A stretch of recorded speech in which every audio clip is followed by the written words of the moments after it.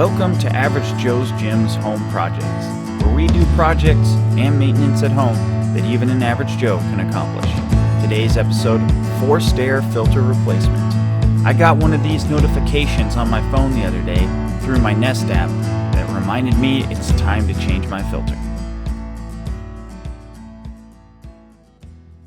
My forced air return panel looks like this. It has simple thumb latches that you just pull down and the opening opens up. Yours might be different. Take a look at it. I've seen quarter turn screws and even full length screws to hold the panel in place. My filter looks disgusting.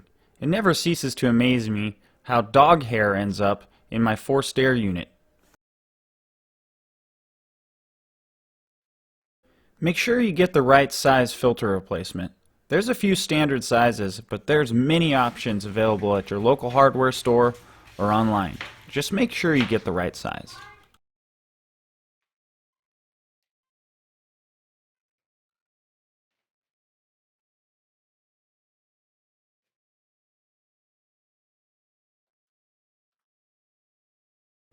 There's a couple ways to set up your filter reminder.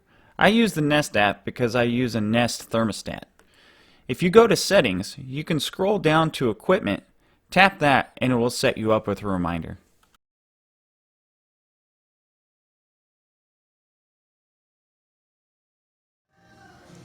You can also reset your reminder from the Nest Thermostat.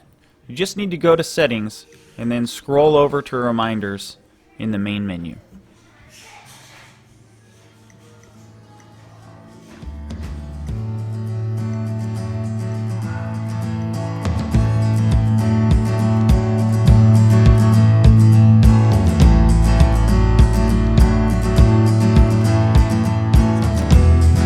For watching our quick fix for forced air filter replacement.